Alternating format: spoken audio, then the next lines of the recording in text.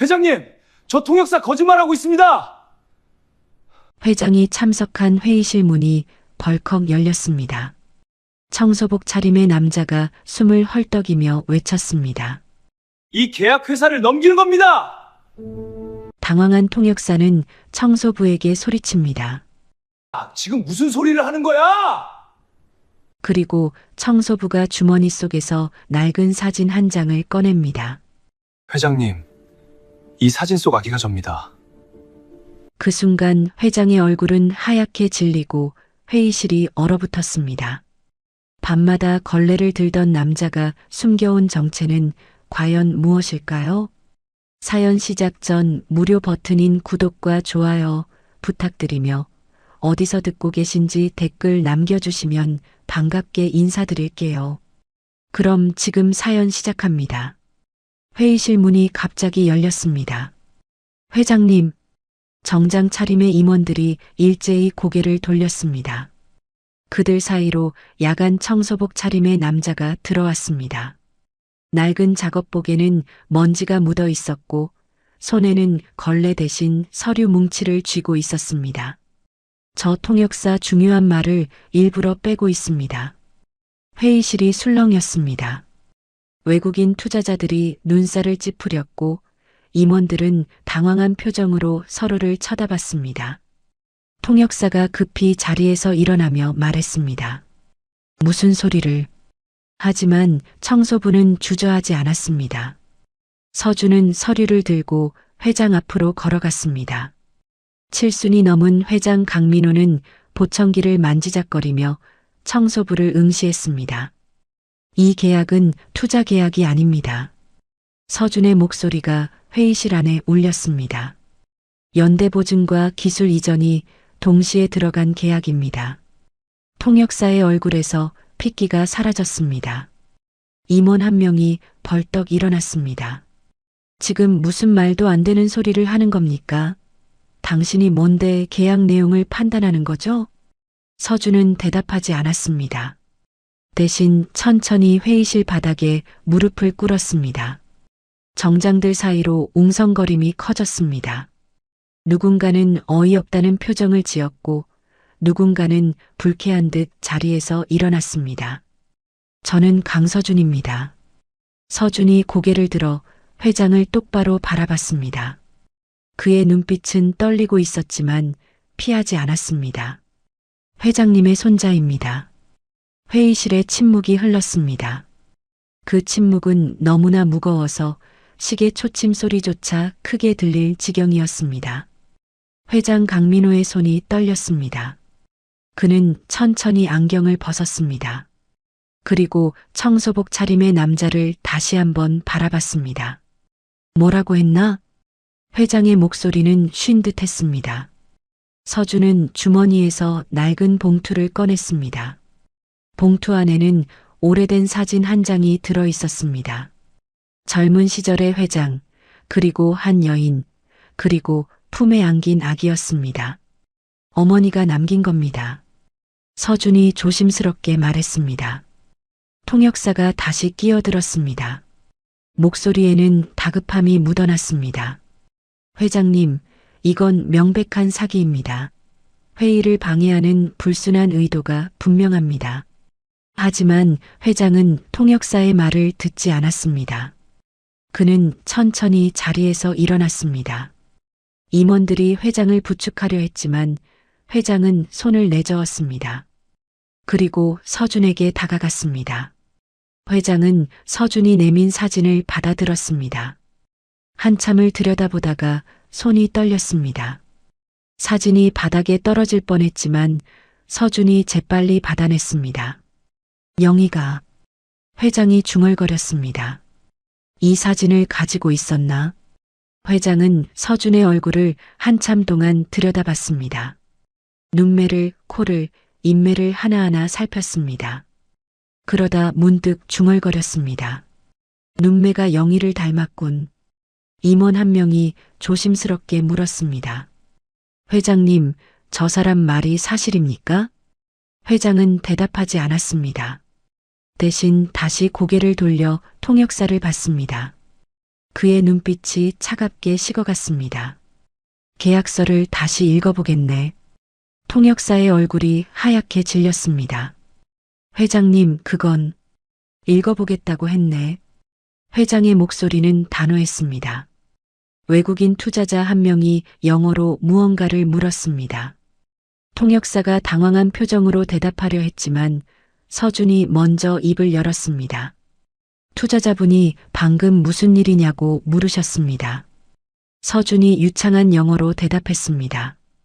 외국인 투자자들이 놀란 표정으로 서준을 바라봤습니다.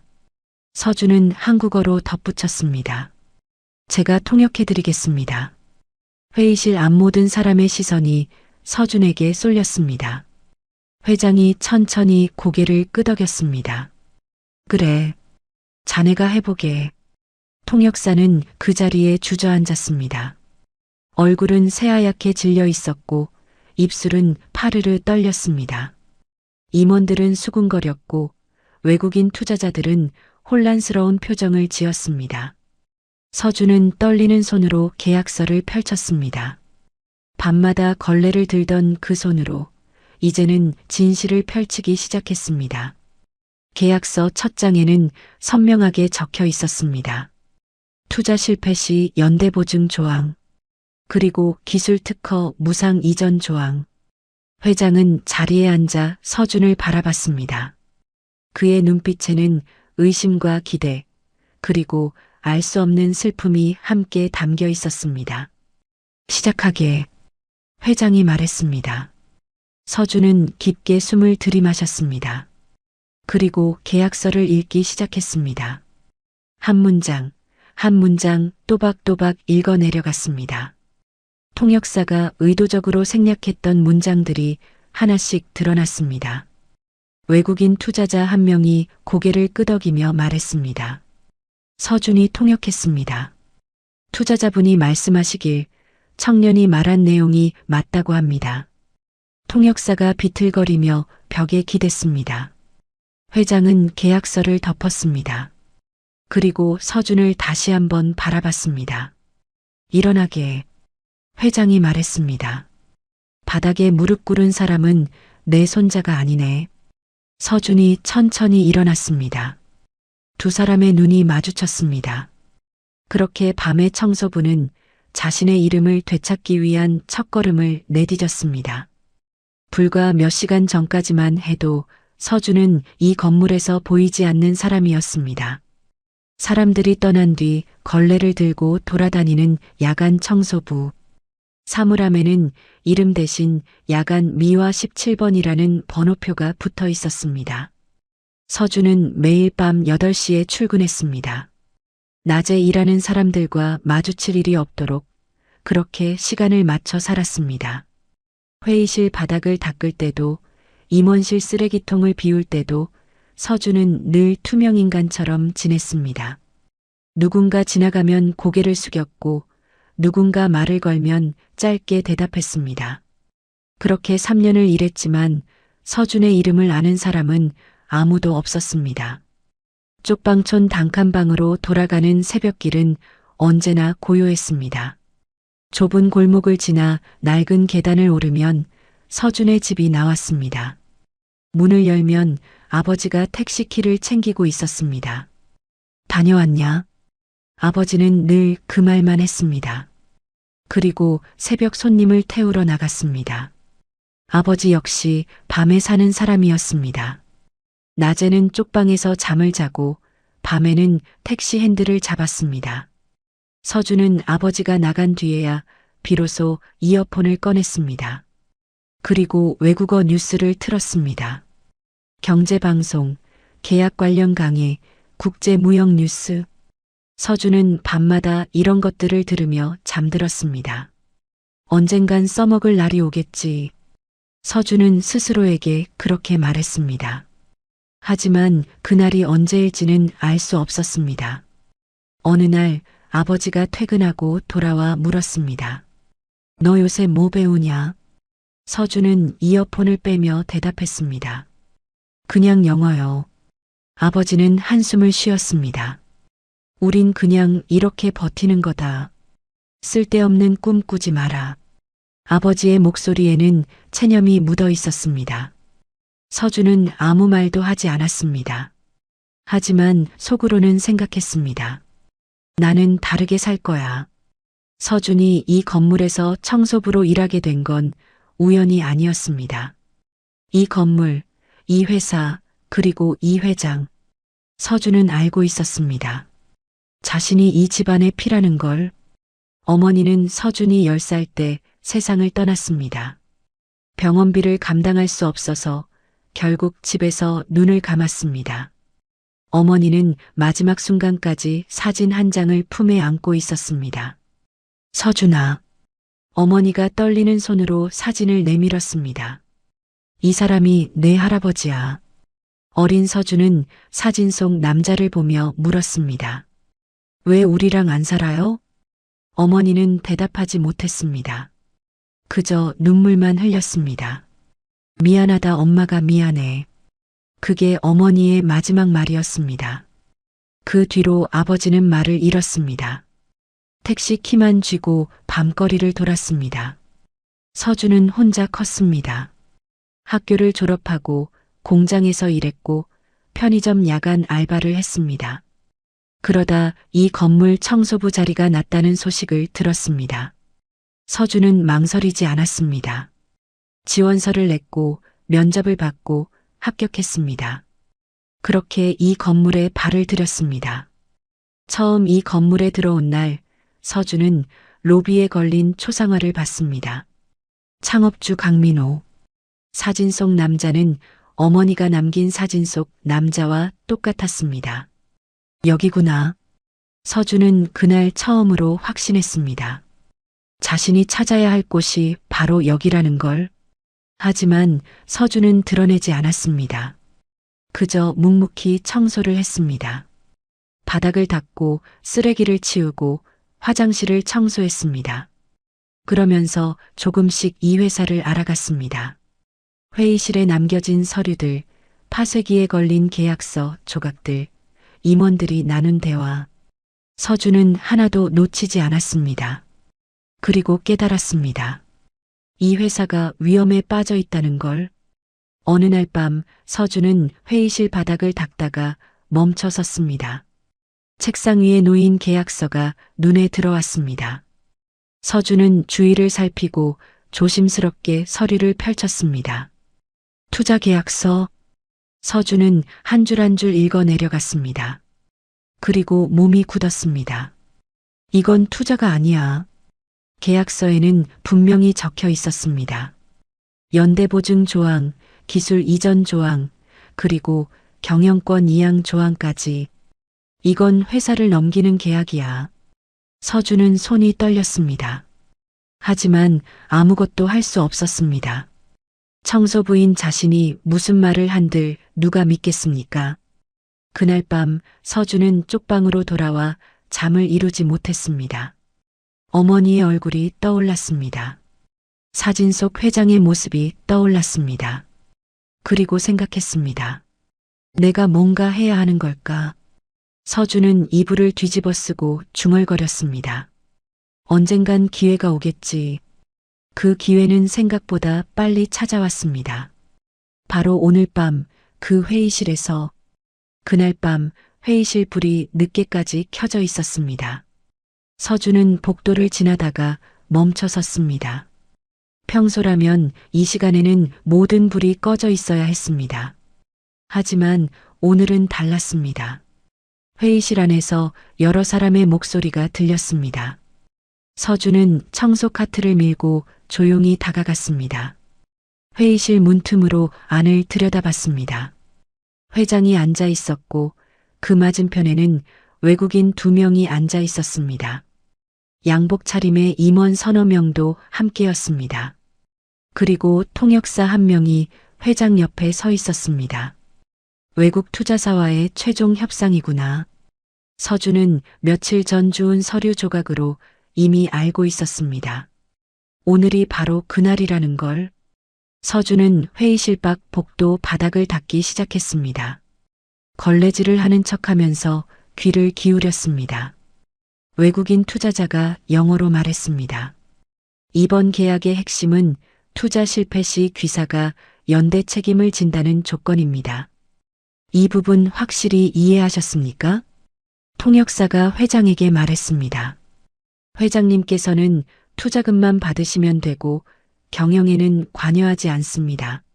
서준은 걸레질하던 손을 멈췄습니다. 뭐라고? 방금 외국인이 한 말과 통역사가 전한 말이 완전히 달랐습니다. 서준은 다시 한번 귀를 기울였습니다. 외국인 투자자가 계속 말했습니다. 그리고 기술 특허는 무상으로 이전됩니다. 계약서 3조에 명시된 대로입니다. 통역사가 회장에게 말했습니다. 기술 협력은 상호 간에 이루어집니다. 서준의 등에 식은땀이 흘렀습니다. 통역사는 의도적으로 중요한 내용을 빼고 있었습니다. 아니, 완전히 다른 말로 바꾸고 있었습니다. 회장은 보청기를 만지작거리며 고개를 끄덕였습니다. 그래, 좋네. 그럼 계약을 진행하지. 서준은 주먹을 꽉 쥐었습니다. 회장은 자신이 무엇에 동의하는지 전혀 모르고 있었습니다. 이건 투자도 동업도 아니야. 서준은 속으로 중얼거렸습니다. 회사를 담보로 잡는 계약이야. 회의가 끝나고 사람들이 나갔습니다. 서준은 청소 카트를 밀고 회의실 안으로 들어갔습니다.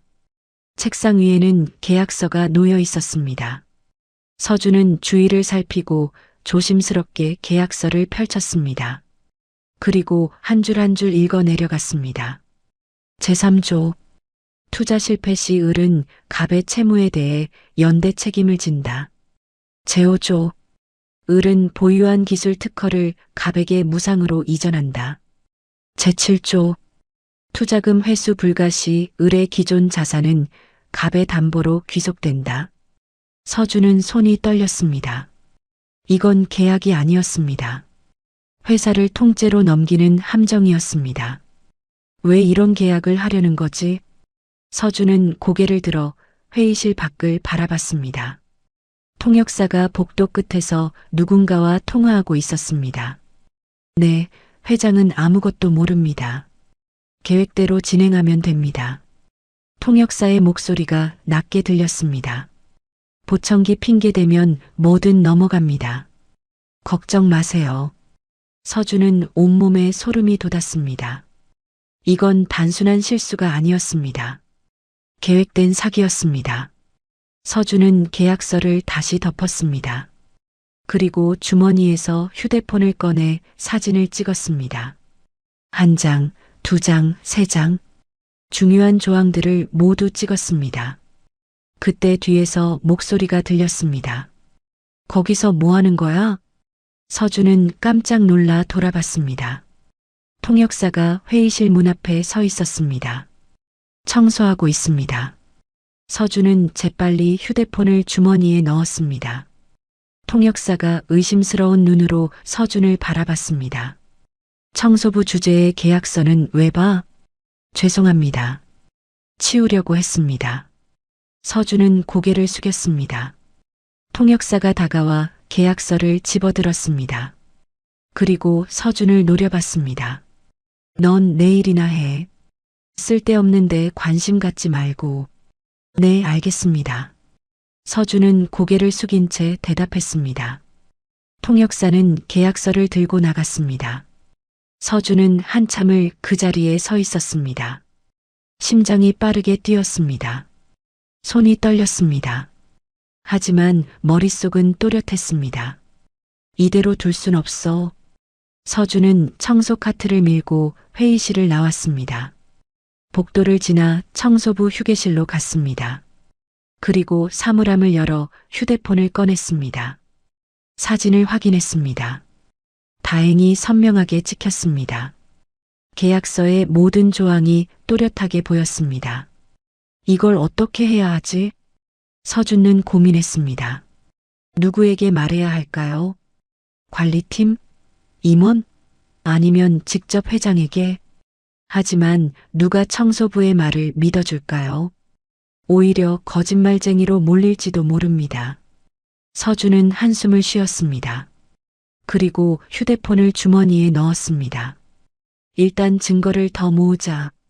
서준은 그날부터 회의실 근처를 더 자주 맴돌았습니다. 쓰레기통을 뒤지고 파쇄기를 확인하고 회의 후 남은 메모들을 모았습니다. 며칠 뒤 서준은 결정적인 증거를 발견했습니다. 파쇄기에 걸린 서류 조각이었습니다.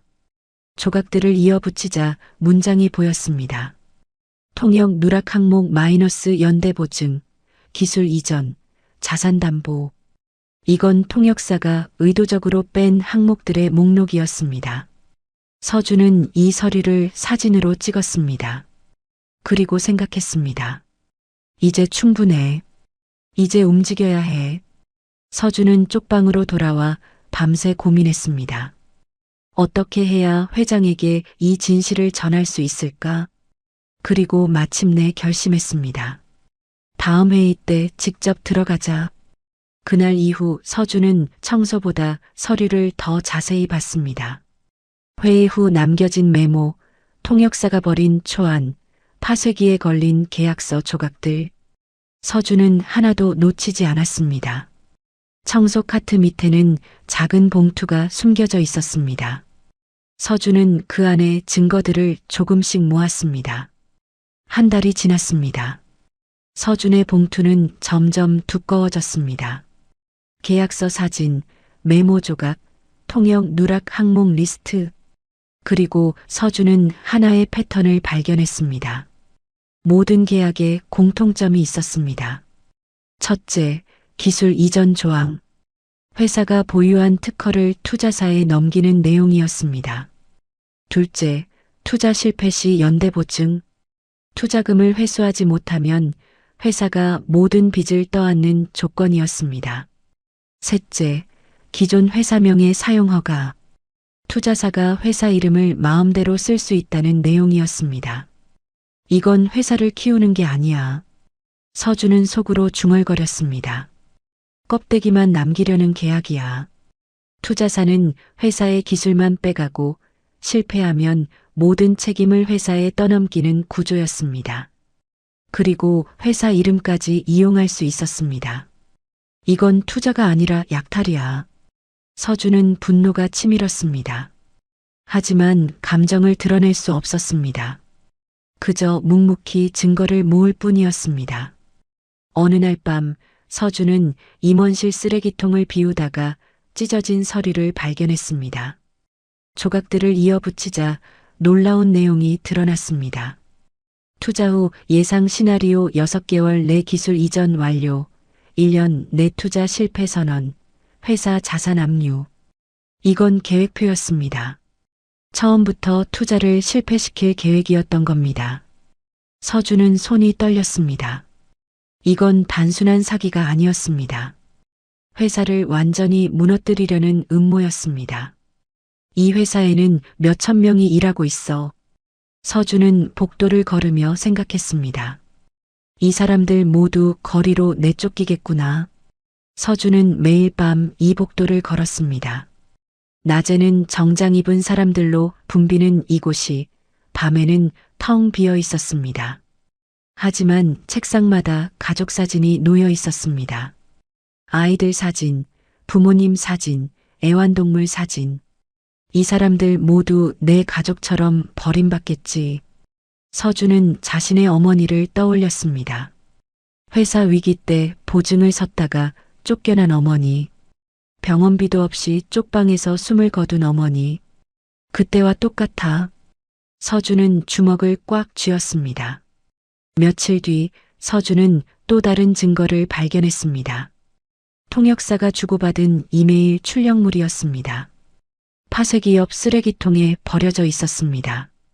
회장 건강 상태 확인, 보청기 의존도 높음, 통역 조작 용의, 계약 후 2개월 내 임원진 교체 예정, 반대 세력 제거 완료 시 연락 바람. 서준은 온몸에 소름이 돋았습니다. 이건 회장의 귀가 어두운 걸 이용한 치밀한 계획이었습니다. 통역은 늘 이렇게 말했습니다. 이건 회장님이 아실 필요 없는 내용입니다. 그 말이 서준 귀에는 이렇게 들렸습니다. 알면 안 되는 내용입니다. 서준은 이 모든 증거를 사진으로 찍었습니다. 그리고 안전한 곳에 백업했습니다. 이메일로 자신에게 보내고 클라우드에 저장하고 USB에도 복사했습니다. 이제 충분해. 서준은 생각했습니다. 이제 누군가에게 알려야 해. 하지만 누구에게 말해야 할까요? 서준은 고민했습니다. 관리팀? 임원? 아니면 직접 회장에게? 서준은 먼저 관리팀을 찾아가기로 했습니다. 조심스럽게 접근한다면 들어줄지도 모른다고 생각했습니다. 다음 날 낮 서준은 관리팀에 전화를 걸었습니다. 저기 중요한 정보가 있어서 연락드렸습니다. 무슨 정보인데요? 계약 관련해서 문제가 있습니다. 계약이요? 당신은 누구시죠? 야간 청소 17번입니다. 전화 너머로 한숨소리가 들렸습니다. 청소부가 무슨 계약을 알아요? 장난 전화 그만하세요. 그리고 전화가 끊겼습니다. 서준은 허탈했습니다. 하지만 포기하지 않았습니다. 며칠 뒤 서준은 임원 한 명을 복도에서 마주쳤습니다. 용기를 내서 말을 걸었습니다. 실례지만 잠깐 말씀드릴 게 있습니다. 임원이 귀찮다는 표정으로 서준을 봤습니다. 뭔데요? 투자 계약서에 문제가 있습니다. 당신이 어떻게 계약 내용을 알아요? 제가 확인했습니다. 통역의 오류가. 임원이 손을 내저었습니다. 청소부 주제에 무슨 헛소리예요. 일이나 하세요. 그리고 임원은 가버렸습니다. 서준은 벽에 기댔습니다. 아무도 들어주지 않았습니다. 청소부라는 이유만으로 모두가 무시했습니다. 내가 정말 할 수 있을까? 서준은 회의감이 들었습니다. 그날 밤 통역사가 서준을 불러 세웠습니다. 어두운 복도 끝에서였습니다. 너 요새 이상한 짓 하더라. 통역사의 목소리가 차갑게 들렸습니다. 무슨 말씀이신지. 관리팀이랑 임원한테 뭐라고 한 거야? 서준은 아무 대답도 하지 못했습니다. 통역사가 한 발짝 다가왔습니다. 넌 내일이나 해. 괜히 나서다가 다친다. 하지만 이 계약은. 닥쳐. 통역사가 서준의 말을 끊었습니다. 내가 뭘 안다고 나서는 거야. 청소부 주제에. 서준은 고개를 숙였습니다. 통역사는 비웃으며 돌아갔습니다. 서준은 한참을 그 자리에 서 있었습니다. 주먹을 꽉 쥐었습니다. 손톱이 손바닥에 박혔습니다. 이대로 포기할 순 없어. 서준은 결심했습니다. 다음 회의 때 직접 들어가자. 직접 회장님께 말씀드리자. 서준은 결국 아버지에게 물었습니다. 그날 밤 아버지가 새벽 운행을 마치고 돌아왔습니다. 택시키를 식탁 위에 내려놓고 물 한 잔을 마셨습니다. 서준은 이불 위에 앉아 아버지를 바라봤습니다. 아버지, 왜? 그 회장 우리랑 무슨 사이예요? 아버지의 손이 멈췄습니다. 물잔을 든 채로 굳어 있었습니다. 한참을 그렇게 서 있다가 천천히 물잔을 내려놓았습니다. 갑자기 왜 그런 걸 물어? 그냥 궁금해서요. 아버지는 대답하지 않았습니다. 창문 밖을 바라보며 담배를 꺼냈습니다. 불을 붙이고 깊게 빨아들였습니다. 아버지, 서준이 다시 불렀습니다. 엄마가 남긴 사진 그 사람이 회장님 맞죠? 아버지가 담배 연기를 길게 내뿜었습니다. 그리고 택시 시동을 끄고 한참을 말하지 않았습니다. 침묵이 흘렀습니다. 시계 초침 소리만 쪽방 안을 채웠습니다. 아버지, 제발 말씀해 주세요. 서준의 목소리가 떨렸습니다. 아버지는 천천히 돌아섰습니다. 그리고 벽장을 열었습니다. 안쪽 깊숙한 곳에서 낡은 상자를 꺼냈습니다. 먼지가 수북이 쌓인 상자였습니다. 아버지는 상자를 열어 오래된 사진 한 장을 꺼냈습니다. 젊은 회장, 젊은 여자, 그리고 아기였습니다. 서준이 가지고 있던 그 사진과 똑같았습니다. 내 엄마는 아버지가 떨리는 목소리로 말했습니다. 회사 위기 때 책임 떠안고 쫓겨났다. 서준은 숨을 죽이고 들었습니다. 언제요? 외환위기 때였다. 그때 회사가 거의 망할 뻔했어. 아버지는 사진을 내려다보며 계속 말했습니다. 내 엄마는 그 집안 사람이 아니었어. 그냥 회사 직원이었지. 경리부에서 일했다. 그럼 왜? 회장 아들하고 사귀었거든. 아버지의 목소리가 낮아졌습니다. 회장 아들, 그러니까 내 친아버지 말이야. 그 사람이 내 엄마를 사랑했어. 결혼하겠다고, 가족한테 소개하겠다고 약속했지. 서준은 처음 듣는 이야기였습니다. 근데 내 엄마가 임신했어. 너를 가진 거야. 그 소식 듣고 회장은 화를 냈대. 신분이 안 맞다고, 집안을 망신시킨다고. 그래서요? 쫓아냈지. 임신한 여자를 회사 밖으로. 아버지가 담배를 끄고 말을 이었습니다. 내 친아버지는 아무 말도 못했어. 회장 눈치만 보다가 결국 다른 여자랑 약혼했지. 재벌 집안 딸이었어. 서준은 온몸이 떨렸습니다. 그럼 엄마는 쪽방촌으로 쫓겨났지. 빚쟁이들한테 쫓기면서 너를 낳았어. 병원도 제대로 못 가고. 아버지가 사진을 쓰다듬었습니다. 그런데 내 엄마는 포기 안 했어. 뭐려? 너를 낳고 석 달쯤 됐을 때 내 엄마가 그 집을 찾아갔어. 너를 안고. 서준은 사진을 다시 봤습니다. 이 사진이 그때 찍은 거야. 회장 앞에서. 아버지의 목소리가 떨렸습니다. 내 엄마는 무릎 꿇고 빌었대. 아이만은 인정해달라고. 할아버지로 봐달라고. 회장은 뭐라고 했어요? 돈을 던졌어. 아버지가 쓴웃음을 지었습니다. 100만 원인가 그때로선 큰 돈이었지. 그걸 내 엄마 발치에 던지면서 말했대. 다시는 나타나지 말라고. 이게 마지막이라고. 그래서 엄마는 돈을 안 집었어. 그냥 너를 안고 나왔지. 근데 회장 비서가 따라 나와서 사진을 한 장 찍었대. 증거용으로. 나중에 내 엄마가 또 찾아오면 보여주려고. 그 사진을 엄마가 가져온 거예요? 아니, 비서가 몰래 줬어.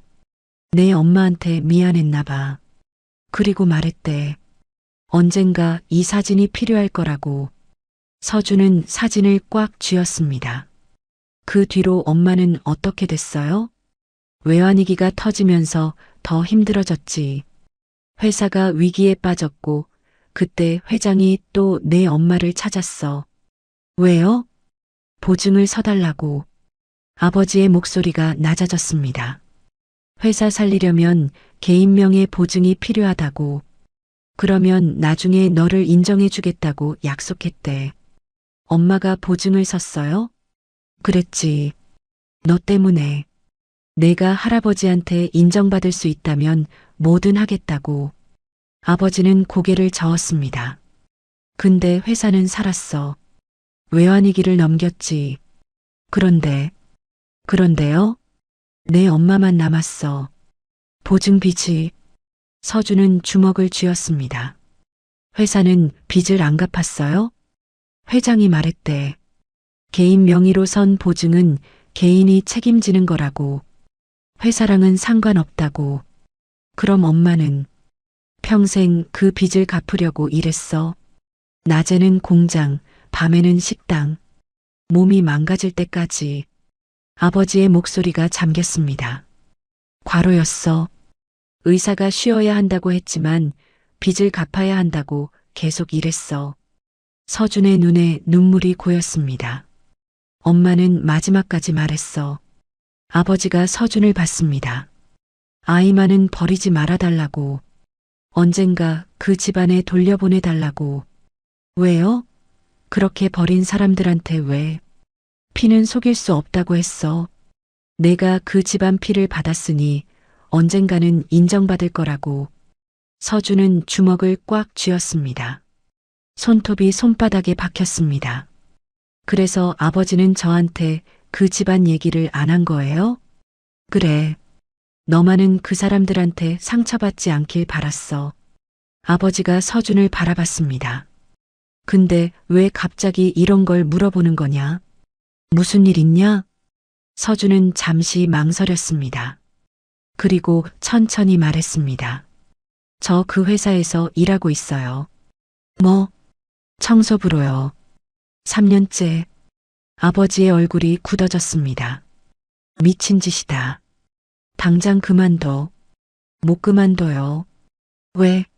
지금 똑같은 일이 벌어지고 있어요. 서준이 아버지를 똑바로 봤습니다.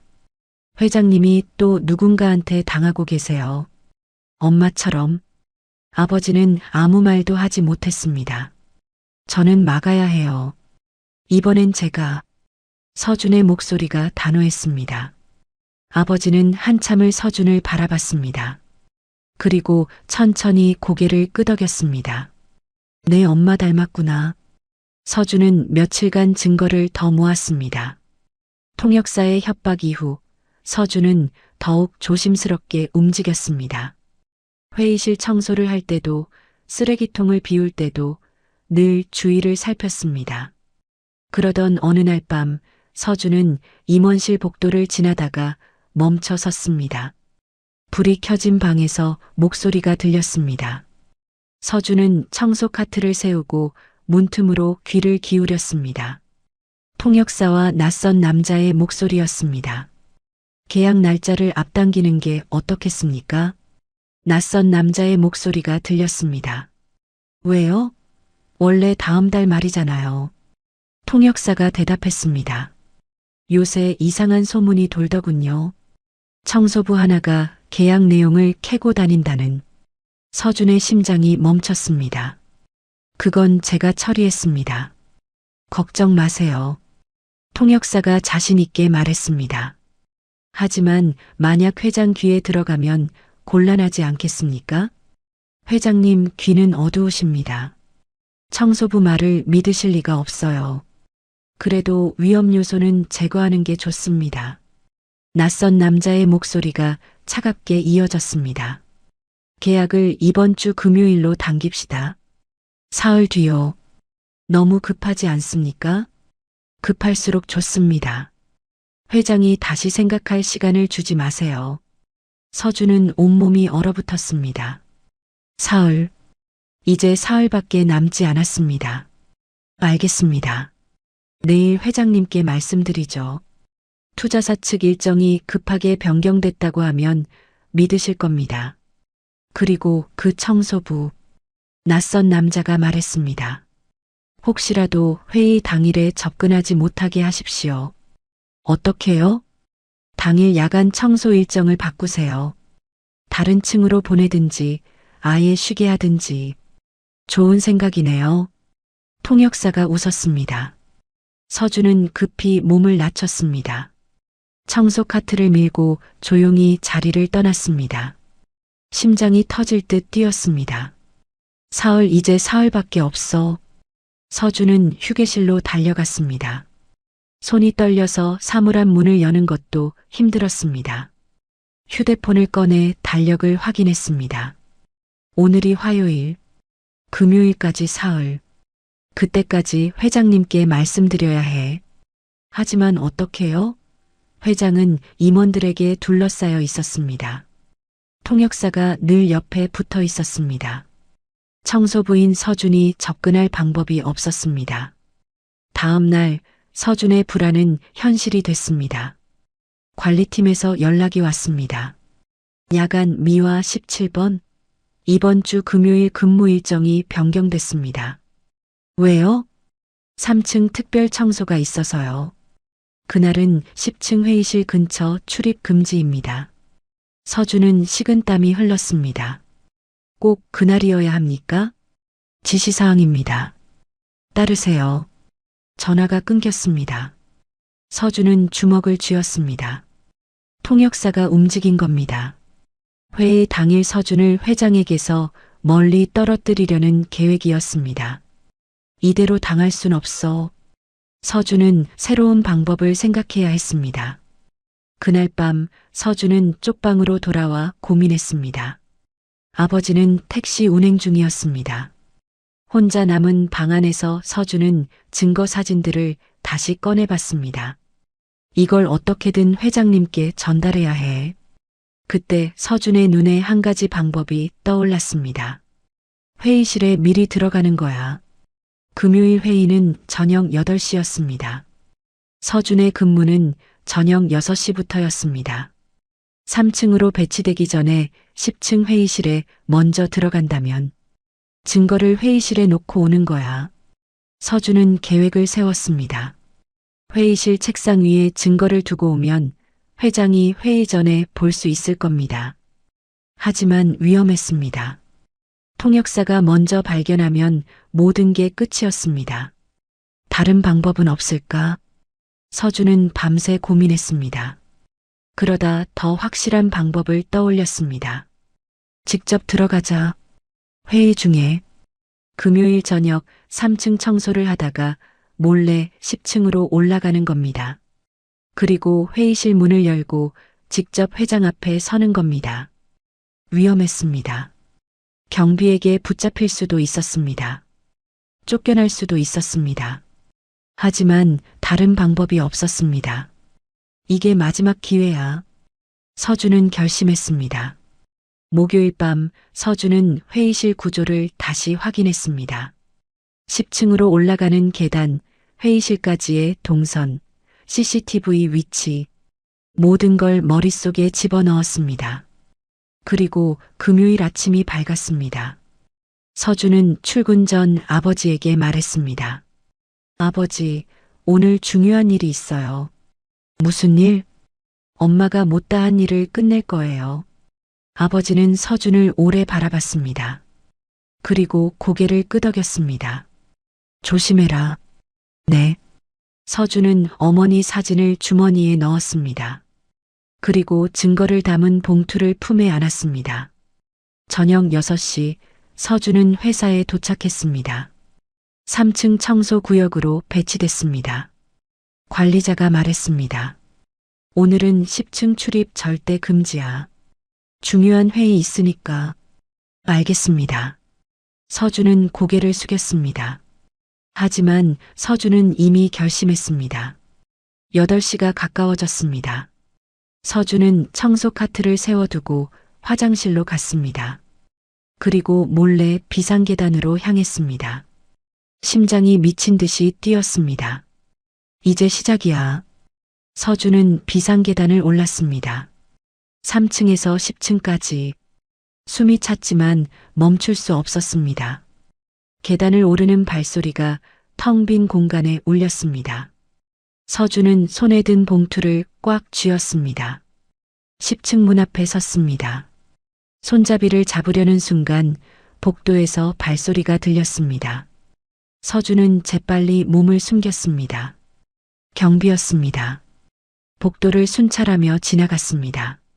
조금만 기다리자. 경비가 사라진 뒤 서준은 조심스럽게 문을 열었습니다. 10층 복도가 보였습니다.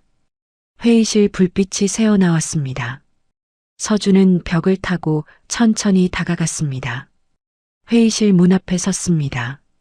안에서 목소리가 들렸습니다. 외국인 투자자의 영어, 그리고 통역사의 한국어. 그럼 최종적으로 투자금 300억 원에 합의하신 겁니까? 통역사가 회장에게 말했습니다.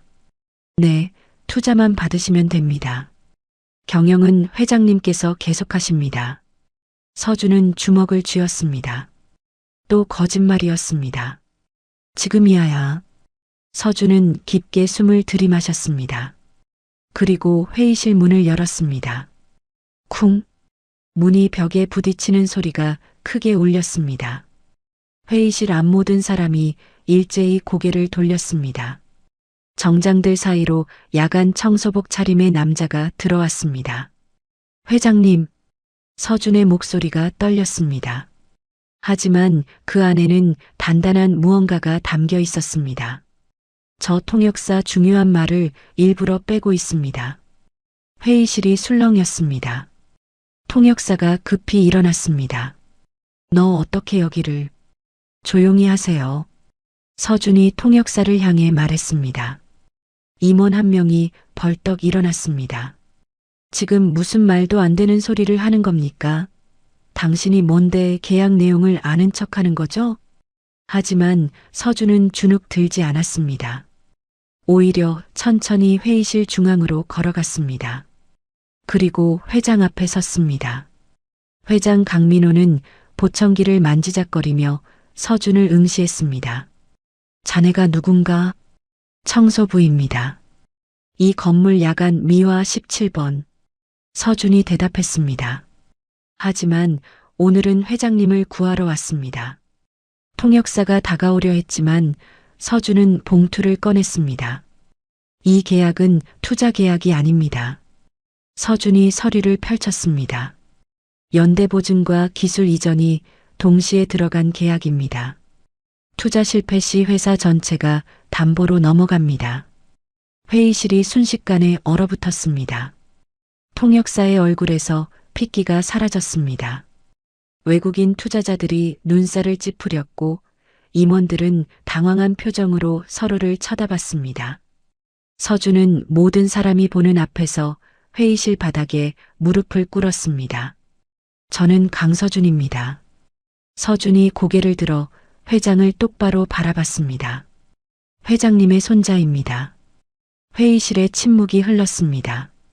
그 침묵은 너무나 무거워서 숨소리조차 들리지 않을 지경이었습니다. 회장의 손이 떨렸습니다. 그는 천천히 안경을 벗었습니다. 뭐라고 했나? 회장의 목소리는 쉰 듯 했습니다. 서준은 주머니에서 낡은 사진을 꺼냈습니다. 젊은 시절의 회장, 그리고 여인, 그리고 품에 안긴 아기. 어머니가 남긴 겁니다. 외환위기 때 회장님 앞에서 찍은 사진입니다. 통역사가 끼어들었습니다. 회장님, 이건 명백한 사기입니다. 회의를 방해하는. 닥쳐. 회장이 차갑게 말했습니다. 통역사는 입을 다물었습니다. 회장은 천천히 자리에서 일어났습니다. 그리고 서준에게 다가왔습니다. 사진을 받아들었습니다. 한참을 들여다보다가 손이 떨렸습니다. 영희가 이 사진을 가지고 있었나? 회장이 중얼거렸습니다. 서준은 일어서지 않았습니다. 무릎을 꿇은 채로 말했습니다. 어머니는 회사 위기 때 보증을 섰습니다. 저를 인정해 주신다는 약속을 믿고, 하지만 회장님은 약속을 지키지 않으셨습니다. 회장의 얼굴이 굳어졌습니다. 어머니는 평생 그 빚을 갚으려 일하셨습니다. 그리고 병에 걸려 돌아가셨습니다. 서준의 목소리가 떨렸습니다. 저는 어머니를 원망했습니다. 왜 그런 사람들을 믿었냐고, 왜 저를 그 집안에 돌려보내려 했냐고. 회장은 아무 말도 하지 못했습니다. 하지만 이제 압니다. 서준이 회장을 똑바로 봤습니다. 어머니는 회장님이 또 같은 실수를 하실까봐 걱정하셨던 겁니다. 그래서 저를 보낸 거예요. 서준은 봉투에서 서류를 꺼냈습니다. 이 계약서를 보십시오. 통역사가 빼먹은 조항들입니다. 회장이 서류를 받아들었습니다. 천천히 읽기 시작했습니다. 제3조, 투자 실패 시 연대 책임. 회장의 목소리가 떨렸습니다. 제5조, 기술 특허 무상 이전. 네. 통역사는 이 내용들을 전부 빼고 통역했습니다. 서준이 말했습니다. 외국인 투자자 한 명이 영어로 말했습니다. 서준이 통역했습니다. 투자자분이 말씀하시길 계약서에 모든 내용이 명시되어 있다고 합니다. 통역사가 제대로 전달하지 않았다면 그건 통역사 책임이라고 하십니다. 회장은 다시 계약서를 봤습니다. 그리고 통역사를 돌아봤습니다. 이게 사실인가? 통역사는 말을 잃었습니다. 대답하게. 회장의 목소리가 차가웠습니다. 그게 회장님 귀가 어두우셔서 그래서 속인 건가? 회장이 책상을 쳤습니다. 30년 전에도 그랬어. 누군가 날 속였지. 보증 하나 잘못 썼다고 사람 인생 망가뜨리고. 회장이 서준을 봤습니다. 그 사람이 자네 어미였나? 서준은 고개를 끄덕였습니다. 회장은 한참을 서준을 바라봤습니다. 그러다 천천히 말했습니다. 일어나게. 회장님, 일어나라고 했네. 회장의 목소리가 단호했습니다. 바닥에 무릎 꿇은 사람은 내 손자가 아니네. 서준이 천천히 일어났습니다. 두 사람의 눈이 마주쳤습니다. 회장은 서준의 얼굴을 오래 들여다봤습니다. 눈매가 영희를 닮았군. 그리고 외국인 투자자들을 향해 말했습니다. 오늘 계약은 취소하겠습니다. 회의실이 술렁였습니다. 대신 이 청년이 계약서를 다시 검토하게 하겠습니다. 제대로 된 통역으로. 서준은 눈물이 핑 돌았습니다. 통역사는 그 자리에 주저앉았습니다.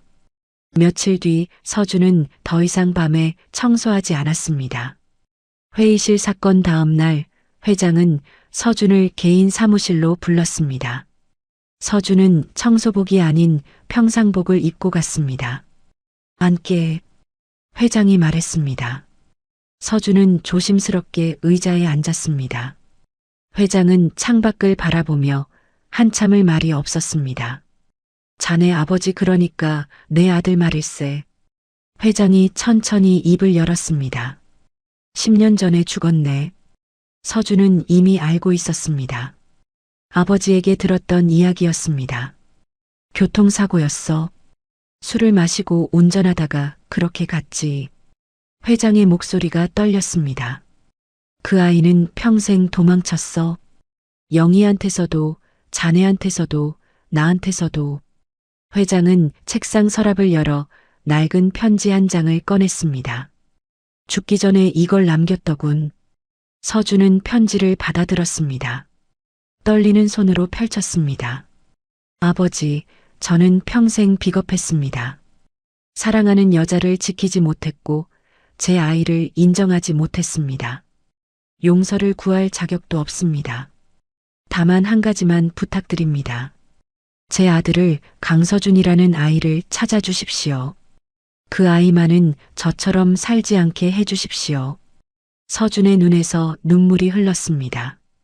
나는 이 편지를 받고도 자네를 찾지 않았네. 회장이 고백했습니다. 두려웠어.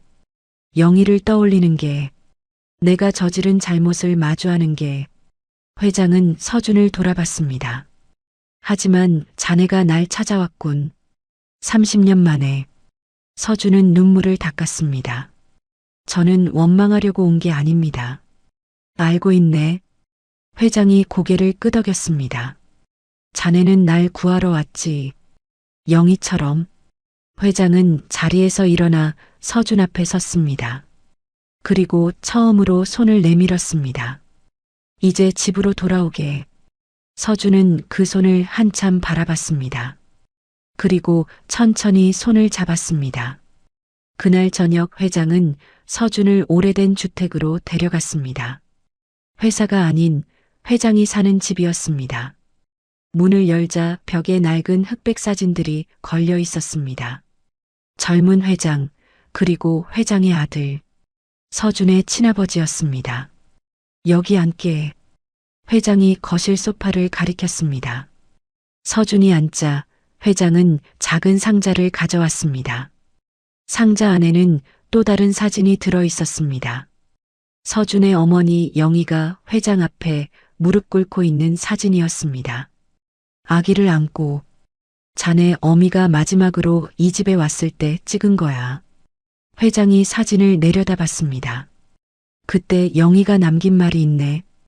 회장은 떨리는 손으로 작은 수첩을 꺼냈습니다. 빛바랜 페이지를 펼쳤습니다. 아이만은 버리지 마세요. 이 아이는 아무 잘못이 없습니다. 그 문장을 읽는 동안 회장의 목소리는 끝내 무너졌습니다. 나는. 회장이 고개를 떨어뜨렸습니다. 그 말조차 보지 않았네. 30년 동안 서준은 아무 말도 하지 못했습니다. 미안하네.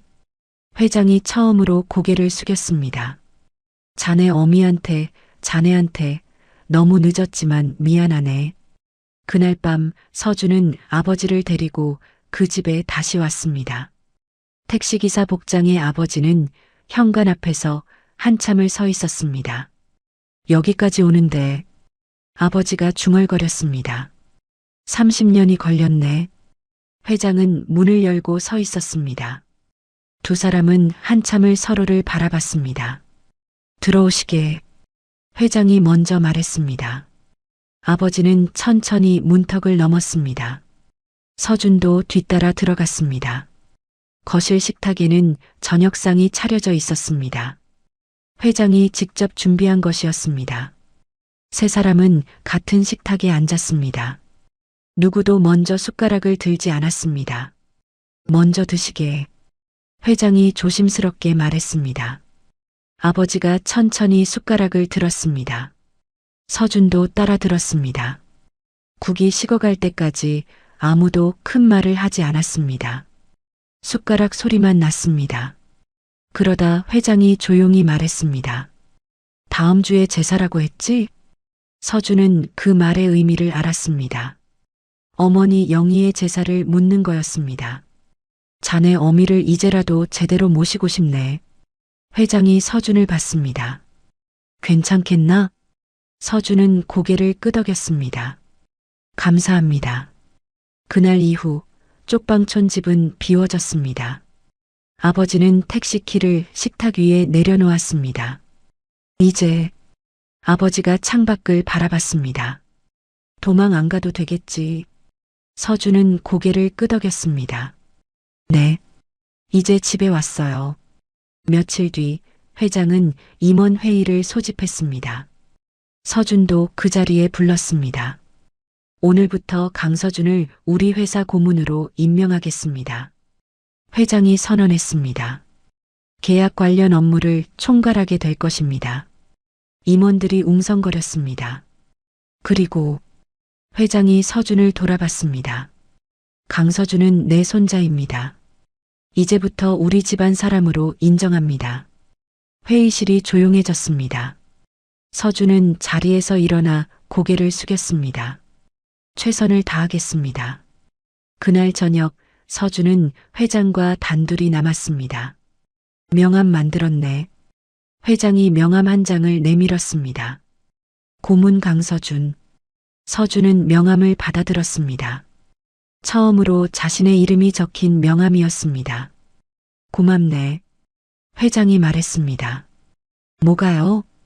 날 구해줘서. 영희처럼. 서준은 고개를 저었습니다. 제가 할 일을 했을 뿐입니다. 아니야. 회장이 서준의 어깨에 손을 올렸습니다. 자네는 용기를 낸 거야. 청소부라는 이유로 무시당해도 아무도 믿어주지 않아도 끝까지 포기하지 않았지. 회장은 창밖을 바라봤습니다. 그게 진짜 우리 집안 사람이야. 그날 밤 서준은 어머니 사진 앞에 섰습니다. 엄마. 서준이 조용히 말했습니다. 저 이제 이름 찾았어요.